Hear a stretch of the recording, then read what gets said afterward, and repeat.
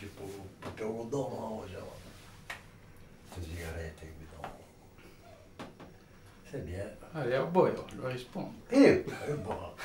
Io sono capace di fare la poesia, e faccio, ma io cantare un canto. No. Senti, Domenico, lei monta su tu, vuoi buonare qualcosa? Uno savio e felice ci riceve in casa sua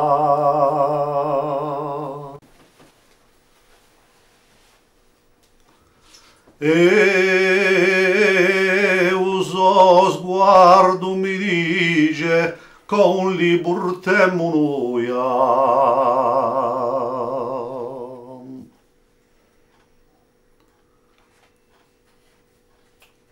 E la fossi così mi sento colmo di gioia. Bravo. Vabbè.